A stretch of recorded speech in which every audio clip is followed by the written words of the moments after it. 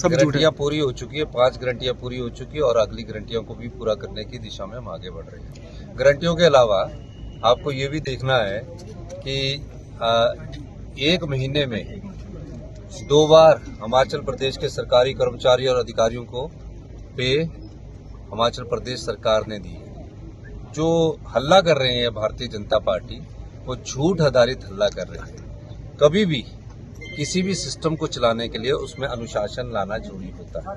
Party के पास कहने को कुछ नहीं है, उनके पास अपनी आंतरिक लड़ाई इतनी ज्यादा हो चुकी है, वो कई भागों में बटे हुए हैं। अब वो अपनी गद्दी को बचाने के लिए जयराम जी हमेशा हर दिन स्टेटमेंट देते हैं, उधर से दूसरे नेता देते हैं। अब उनकी आंतरिक लड़ाई का असर ये हो रहा है कि वो एक सुर में बात कर नहीं पा रहे और झूठी खबरें वो माननीय प्रधानमंत्री जी के पास पहुंचा देते हैं। ये कभी नहीं बताया उन्होंने कि 1 महीने में 2 बार सैलरी देने वाला भी हिमाचल प्रदेश बन गया। ये कभी नहीं बताया कि 4 दिन पहले सैलरी देने वाला भी हिमाचल प्रदेश बन गया और प्रधानमंत्री जी से महाराष्ट्र में झूठ बुलवा दिया। तो ये सब चीजें बीजेपी की जो आंतरिक लड़ाई है, कई भागों में बटी हुई है, उसका असर है। ऐसा है कि पिछले 40 साल से जो व्यवस्था बिगड़ी ना, उसमें जब सुधार होता ना तो तकलीफ होती है। अब प्रदेश आत्मनिर्भर बनने की दिशा में आगे बढ़ रहा है, उन्हें बोलना चाहिए कि वो तो खुद वित्त मंत्री रहे हैं। देखिए कि प्रदेश की पोजीशंस कहाँ पहुंच रही है।